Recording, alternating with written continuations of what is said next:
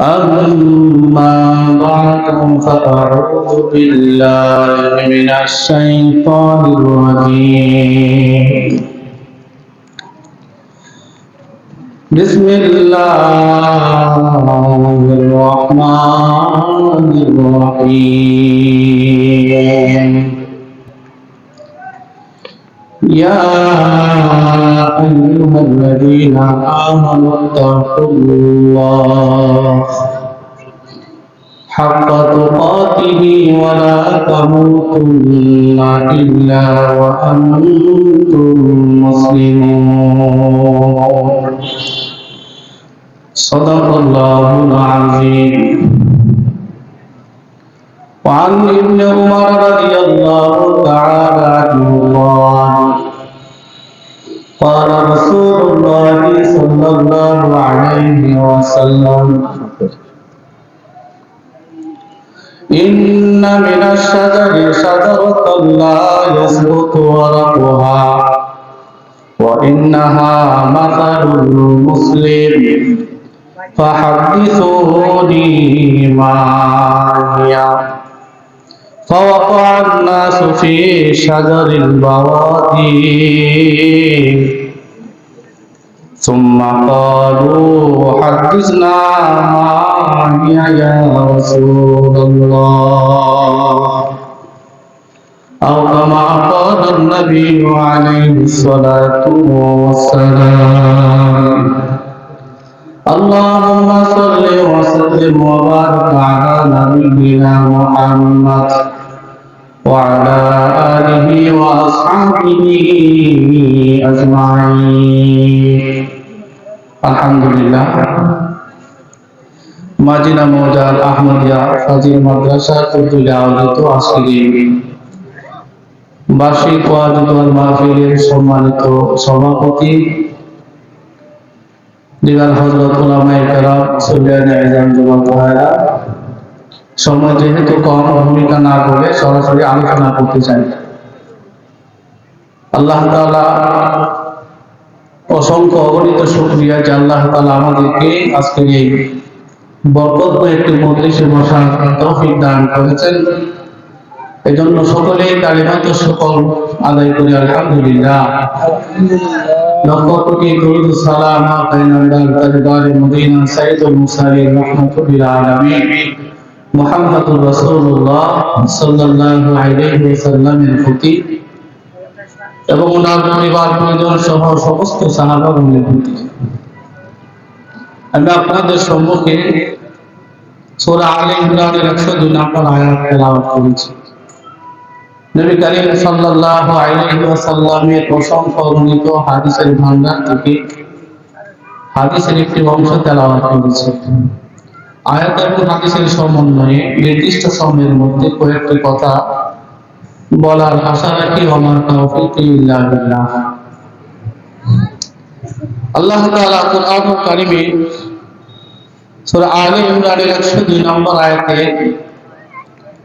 মুমিনদেরকে সম্বোধন করে বলছেন, ইয়া আইয়ুহাল্লাযীনা আমানুত্তাকুল্লাহ হাক্কা তুকাতিহি ওয়া লা তামুতুন্না ইল্লা ওয়া আনতুম মুসলিমুন। আল্লাহ রাব্বুল আলামিন মুমিনদেরকে সম্বোধন করে বলেন, ইত্তাকুল্লাহ, হে ঈমানদারগণ তোমরা আল্লাহকে ভয় করো। কাকে ভয় করতে বলছেন? আল্লাহকে ভয় করো। হে ঈমানদার মুমিন যারা আছো তোমরা আল্লাহকে ভয় করো।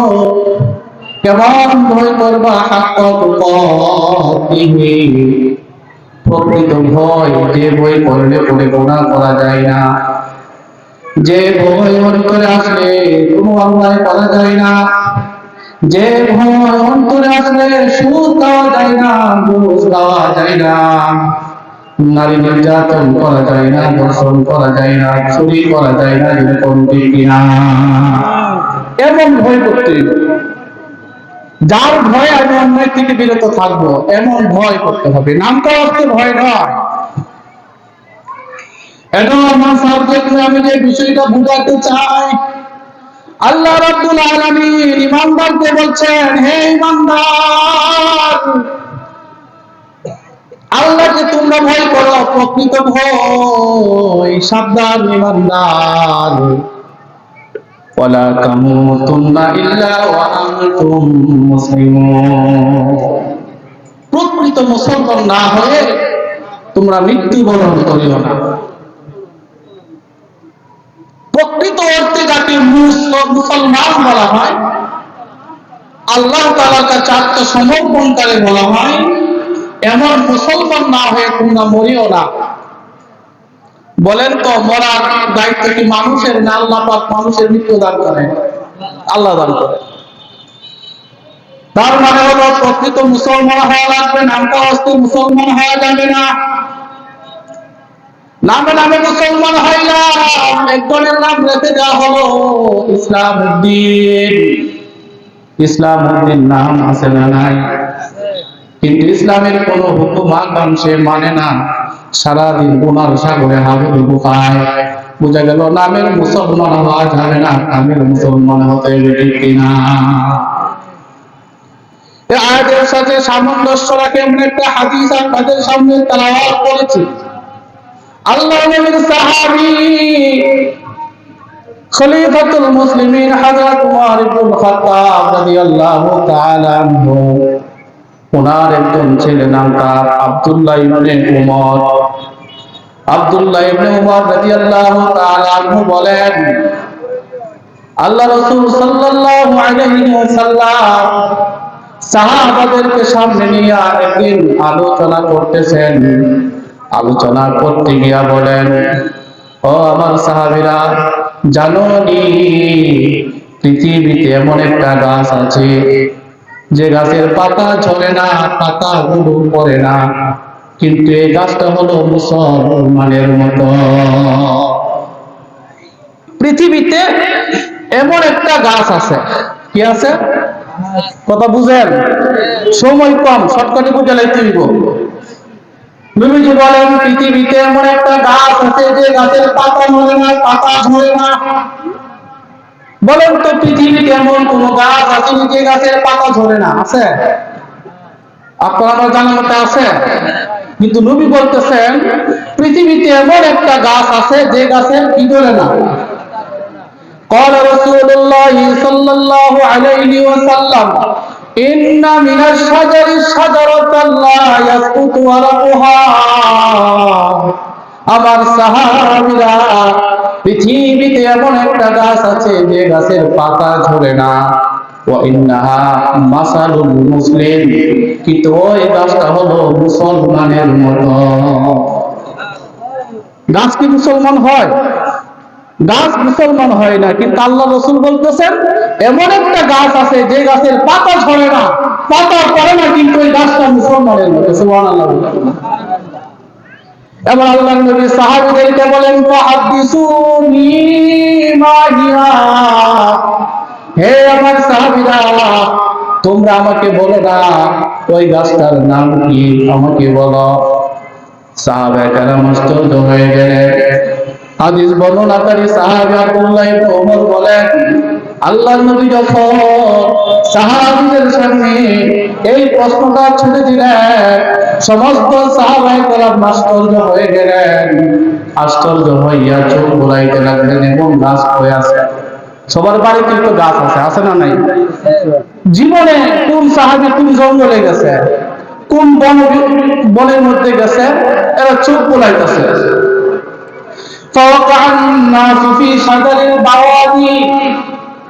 একজন সাহাবী বনাঞ্চলের দিকে চোখ রাখতে লাগলেন, স্মরণ করতে লাগলেন এমন কোন গাছ যে গাছের পাতা ঝরে না, কিন্তু গাছটা মুসলমানের মতো। গাছ তালাশ করে করে তারা দেখতে পেল এমন কোন গাছ তাদের নজরে পড়ে নাই। যদি না পারে তাহলে কি আসবে? হুজুর আমরা জানি না, আপনি কয়ে দেন। ঠিক না? ঠিক। সাহাবায়ে কেরাম আবার বললেন, সুম্মা ক্বালু হাদিসনা মা হিয়া ইয়া রাসূলুল্লাহ। হে আল্লাহর রাসূল, পৃথিবীর এমন গাছ যে গাছে পাতা ধরে না, কিন্তু গাছটা মুসলমানের মতো। এমন কোন গাছ তো আমাদের নজরে পড়ে না। ওগো আল্লাহর পয়গম্বর, মেহেরবানি করে আপনি সেই গাছটার নাম বলে দেন। সুবহানাল্লাহ। সাহাবী আব্দুল্লাহ ইবনে ওমর বলেন, সাহাবীরা যখন আল্লাহর রাসূলকে প্রশ্ন করলেন, যখন বললেন ইয়া রাসূলুল্লাহ আপনি বলে দেন সেই গাছটার নাম কি, আবার আল্লাহর রাসূল বললেন ক্বালা হিয়া আন-নাখলা, ওই গাছটা হলো খেজুর গাছ। সুবহানাল্লাহ। আপনি তো বলছেন এমন কোন গাছ নাই। সাহাবায়ে কেরাম নিজ নিজ মেধা অনুযায়ী তার বাড়ির আশেপাশে কোন গাছ আছে, জঙ্গলে কোন গাছ আছে, এদিকে নজর পড়ায় দেখতেছে, কোনো গাছই তো নজরে পড়ে না, যে গাছের পাতা ঝরে না। আল্লাহ রাসূল বলেন ওই গাছটা হলো খেজুর গাছ। সুবহানাল্লাহ। এখন একটা শিক্ষা হলো, আল্লাহ রাসূল বলছেন পৃথিবীতে এমন একটা গাছ আছে যে গাছের পাতা পড়ে না, কিন্তু গাছটা হলো মুসলমানের মতো, সেই গাছটা হলো খেজুর গাছ। বলেন না কি গাছ? আরে জোরে কোন কি গাছ? খেজুর গাছ। এবার আপনি একটু তালাশ করে দেখেন, চিন্তা করে দেখেন, বাড়ির আশেপাশে যদি কোথাও খেজুর গাছ থাকে, আপনি এবার একটু খোঁজ নিয়ে দেখেন এই গাছের পাতা পড়ে কি পড়ে না। সাহাবায়ে কেরাম আশ্চর্য হয়ে গেলেন, হুজুর কিভাবে গাছ আবার মুসলমানের মতো হয় কি করে? আল্লাহ রাসূল মিথ্যা বলেন না, আল্লাহ রাসূল বলেন গাছটা খেজুর গাছের মতো, কারণ খেজুর গাছের মধ্যে আল্লাহ তাআলা এমন কিছু বৈশিষ্ট্য দিয়েছেন যে বৈশিষ্ট্যগুলো প্রকৃত মুসলমানের মধ্যে আছে। সুবহানাল্লাহ।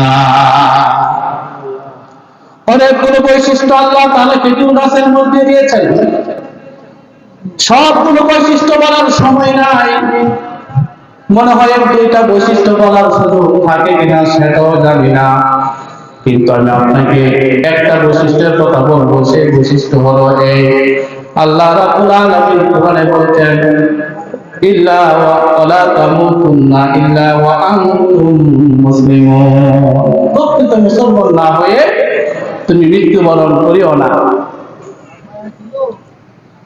এবার দেখেন খেজুর গাছের মধ্যে কি এমন বৈশিষ্ট্য আছে যে বৈশিষ্ট্যগুলো মুসলমানের মধ্যে আছে।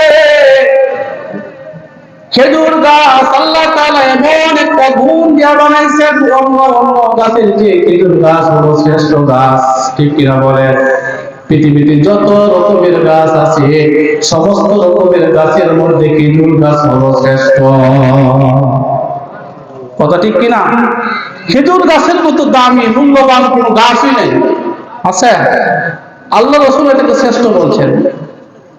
খেজুর গাছ হলো শ্রেষ্ঠতম গাছ, খেজুর গাছের মতো উত্তম ভালো শ্রেষ্ঠতম গাছ নাই।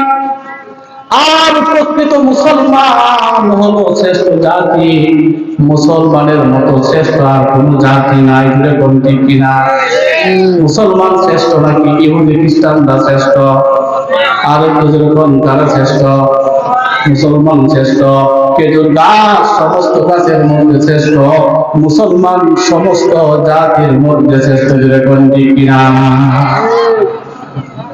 আল্লাহর নবীর একজন সাহাব, আল্লাহর নবীর একজন জলিলুল কদর পয়গম্বর হযরত মূসা আলাইহিস সালাতু ওয়াস সালাম আল্লাহ তাআলার সাথে একদিন কথোপকথন করলেন। আল্লাহ রাব্বুল আলামিনের সাথে বিভিন্ন সময় কথা বলতেন। তো পাহাড়ে গিয়া আমার ভাইরা কোন মন্ত্রী এলাকার কোন পাপী নেতারে ডাক দেয়, অথবা এলাকার কোন চেয়ারম্যান যদি ডাক দেয়, আমার সাথে দেখা করবে অমুক দিন, দিলে দেখবেন এই নেতার পাওয়ার মাটি করেন, তার হেডন বাইরে যায়। কিনা বলে? মন্ত্রীর ফাঁসি গেছি গা সালার বলি এমনি একটা ফুটে তুললা তুলে কিনা কানাকানি সালাদ বলি এটা রেডি রাখছে, একটা ফুটো তুলিয়েছে, আমি কমু সালাদ বলি একটু ফুটো তুলা লাগবে। এই যে সালাদ বলো একটু ফুটোটা তুলে মন্ত্রীর দরবারটা বাইরে ফেসবুকে ছাইড়া দেয়, মাননীয় মন্ত্রীর সাথে একান্ত আলাপচারিতা। এমন আছে না নাই? মন্ত্রীর সাথে একদিন দেখা করতে পারলে এলাকার মধ্যে ফুটলা যায়, দেখো ফুটলাকে আমার কি সম্পর্ক, কথা ঠিক না বেঠে? আল্লাহ রাব্বুল আলামিন এক একজন নবীগণকে এক একটা বৈশিষ্ট্য দিয়েছেন। আল্লাহ তাআলা হযরত মূসা পয়গম্বরকে কিছু বৈশিষ্ট্য দিয়েছেন। এর মধ্যে একটা বৈশিষ্ট্য হলো আল্লাহ তাআলা মূসা পয়গম্বরকে তুর পাহাড়ে ডেকে নিয়ে যেতেন। সেখানে নিয়ে আল্লাহ তাআলার সাথে হযরত মূসা পয়গম্বর একান্তে কথা বলতেন। অন্য অন্য নবীগণের চেয়ে মূসা পয়গম্বরকে আল্লাহ তাআলা এই বৈশিষ্ট্য দিয়েছেন। হযরত মূসা পয়গম্বরকে আল্লাহ তাআলা লাঠির মাধ্যমে বিভিন্ন মুজিজা দেখাইছেন, ঠিক কিনা বলেন? এক একটা মুজিজা আল্লাহ তাআলা মূসা পয়গম্বরকে দিয়েছেন, আরো অনেক গুণ দিয়ে দিয়েছেন। হযরত মূসা পয়গম্বর এবার এই সমস্ত গুণগুলো পাইয়া অনেক খুশি হয়ে গেছে। খুশি হইয়া মনে মনে চিন্তা করছে, আমার যে গুণ, আমার যে পাওয়া, আল্লাহর সাথে আমি তুর পাহাড়ে গিয়ে কথা বলে, আর কোন নবী তুর পাহাড়ে গিয়ে কথা বলতে পারে নাই, জিবরাইলের মাধ্যমে কথা বলে। আমার যে পাওয়া, আল্লাহ আমাকে লাঠি দিয়েছেন, লাঠির মাধ্যমে অনেক কাজ করতে পারি, আমার অনেক পাওয়া, তাহলে মনে হয় আমার মতো শ্রেষ্ঠ আর কেউ নাই। মনে মনে একটু ভাবাইছে, কি হয়েছে? হযরত মূসা পয়গম্বর শ্রেষ্ঠ নবী, এমন একটা মন মানসিকতা মূসা পয়গম্বরের অন্তরে আসছে। মূসা পয়গম্বর যেহেতু শ্রেষ্ঠ, তাহলে তার উম্মত শ্রেষ্ঠ, ঠিক না বলেন? তার মনে এই চিন্তাটা চলে আসছে। হযরত মূসা আলাইহিস সালাম আল্লাহ তাআলার কাছে একদিন প্রশ্ন করলেন, রব্বুল আলামিন, আমার চেয়ে শ্রেষ্ঠ আর কোন নবী মনে হয় পৃথিবীতে নাই, আর আসবেও না। আমার উম্মতের মতো শ্রেষ্ঠ উম্মত আর কোন উম্মত মনে আর পৃথিবীতে নাই, আসবেও না। আল্লাহ রাব্বুল আলামিন, তোমার কথার পক্ষে যুক্তি কি? হযরত মূসা পয়গম্বর বলেন, আল্লাহ অনেক যুক্তি আছে, অনেক প্রমাণ আছে, কারণ আমাকে যে সমস্ত গুণ আপনি দিয়েছেন, এমন কোন গুণ আর কোন নবীকে আপনি দেন নাই। কি গুণ দিয়েছি বলো? হযরত মূসা আলাইহিস সালাম বললেন, আল্লাহ আমাকে আপনি তুর পাহাড়ে রাখেন, আমাকে আপনি লাঠি দিয়েছেন, আপনি কুরআনুল কারীমে এই বর্ণনা দিয়েছেন, ওয়ামা তিলকা বিয়ামিনিকা ইয়া মূসা ক্বালা হিয়া আসায়া আতাওয়াক্কাউ আলাইহা ওয়া আহুসু বিহা আলা গনামি ওয়া লিয়া ফিহা মাআরিবু উখরা। রব্বুল আলামিন, আপনি আমাকে জিজ্ঞাসা করেছেন আমার হাতে কি? আমার হাতে একটা লাঠি, এই লাঠি দিয়া ভর দিয়া চলি, এই লাঠি দিয়া আমি বকরি চড়াই, আর অনেক কাজ করি। আল্লাহ আপনার সাথে একান্তে কথা বলি। আমার যখন পিপাসা লাগে, মরুভূমি দিয়া যখন আমি হাঁটি, উত্তপ্ত মরুভূমির মধ্য দিয়ে যদি আমি হাঁটি, আর আমার খিদা লাগে, লাঠি দিয়া কোনো মরা গাছের মধ্যে আঘাত করলে গাছের মধ্যে ফল হয়ে যায়, সেই ফলকে আমি খিদা নিবারণ করি। বলেন না সুবহানাল্লাহ। রব্বুল আলামিন আমাকে যে লাঠি দিয়েছেন, আমার যদি পানির পিপাসা লাগে, কোথাও যদি পানি না পাওয়া যায়, আমি পাথরের মধ্যে আঘাত করি, পাথরে আঘাত করলে পাথর থেকে পানির ফোয়ারা বের হয়ে যায়, সেই পানি পান করে আমি আমার তৃষ্ণা মিটাই। এভাবে এক একটা মুজিজা আমাকে দিয়েছেন। অন্ধকার রজনীতে যখন আমি রাস্তা দিয়ে হাঁটি, তখন আমার লাঠির মাধ্যমে আমি আলো পাই, টর্চলাইটের মতো ব্যবস্থা করতে পারি। এই গুণগুলো প্রমাণ করে আমি হলাম শ্রেষ্ঠ নবী, আমার উম্মত হলো শ্রেষ্ঠ উম্মত। আল্লাহ এই যুক্তির নিরিখে আমি তো বলতেই পারি, আমি এবং আমার উম্মত হলো সর্বশ্রেষ্ঠ। বিভিন্ন যুক্তি ঠিক আছে কিনা? মূসা পয়গম্বরকে আল্লাহ এই গুণগুলো দিছে, কথা সত্য কিনা? কথা সত্য। এবার আল্লাহ তাআলা বলেন, মূসা, তোমাকে গুণগুলো দিয়েছি, এই গুণের নিরিখে তুমি দাবি করছো তুমি সর্বশ্রেষ্ঠ নবী, আর তোমার উম্মতেরা সর্বশ্রেষ্ঠ উম্মত, কিন্তু মূসা তুমি তো জানো না, তোমার পরে আমি এমন একজন পয়গম্বর পাঠাবো, যে পয়গম্বর হবে সর্বশ্রেষ্ঠ, যে পয়গম্বর হবে আখেরি নবী, যে পয়গম্বরকে আমি আল্লাহ তাআলা একটা মাস দিব, সেই মাসের নাম হবে রমাদান মাস। কি বলেন, রমজান মাস আছে না নাই? আরো 6 মাস পরে ওই মাস, এই 1 মাস। এমন একজন নবী আমি পৃথিবীতে পাঠাবো, যে পৃথিবীর মধ্যে যিনি হবেন সর্বশ্রেষ্ঠ এবং সর্বশেষ নবী। এই নবীকে আমি এমন একটা মাস দেব, যে মাস হবে সর্বশ্রেষ্ঠ মাস। সর্বশ্রেষ্ঠ মাসের মধ্যে আমি এই নবীর উপর একটা কিতাব নাযিল করব, সেই কিতাবের নাম হবে কুরআন। আছে না নাই? ও মুসা, সেই নবীর উম্মতেরা রমজান মাসে রোজা রাখবে। সারাদিন রোজা রাখার পরে পেটে খিদা থাকবে, তৃষ্ণার্ত মন নিয়া সন্ধ্যা বেলা তার সামনে হরেক রকমের খাবার থাকবে। এই খাবারগুলো সামনে থাকা সত্ত্বেও খাবার খাইবে না, পানি পান করবে না, অপেক্ষায় বসে থাকবে কখন সূর্য ডুববে, সূর্য অস্ত যাবে, এর আগে তারা খাবে না।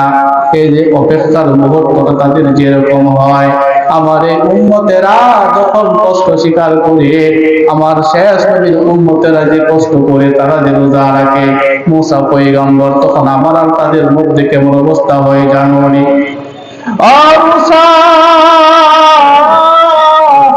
তোর পাহাড়ে তুমি আমার সাথে কথা বলো, কিন্তু তোমার আর আমার মধ্যে 70,000 নূরের পর্দা থাকে। আমার শেষ পয়গম্বরের উম্মতেরা যখন ইফতার নিয়ে বসে থাকবে, নির্দিষ্ট সময়ে যখন ইফতার করবে, তখন আমি তাদের সাথে এমন ভাবে কথা বলি, আমার আর ওই উম্মতের মধ্যে কোনো পর্দা থাকবে না। মুসা রে, আমার সেই নবীর উম্মত হবে সর্বশ্রেষ্ঠ উম্মত, আর তারাই হবে প্রকৃত মুসলমান, ঠিক কিনা?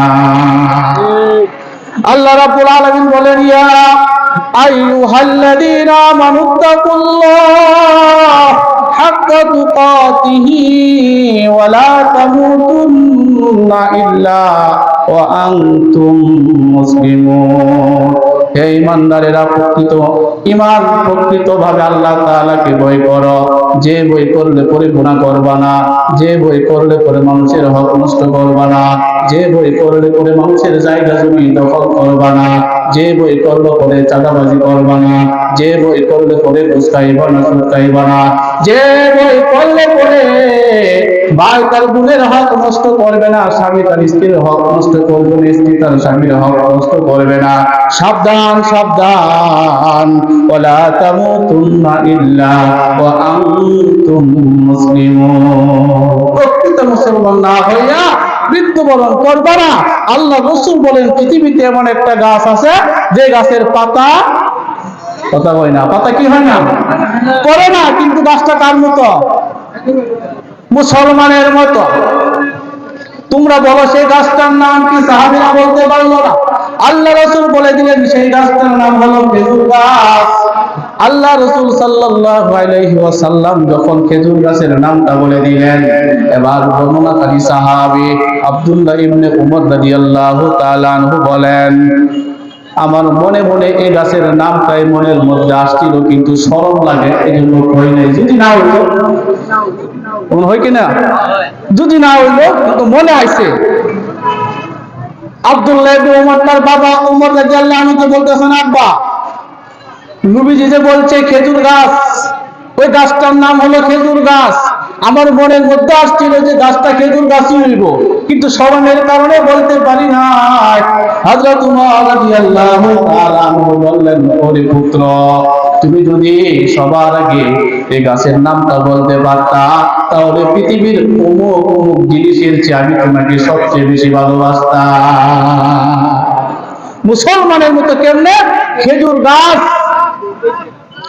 কি করে বলেন তো? 1 নম্বর গুণ কি বলছি, ভুলে গেছেন? সমস্ত গাছের মধ্যে খেজুর গাছ সর্বশ্রেষ্ঠ, ঠিক কিনা?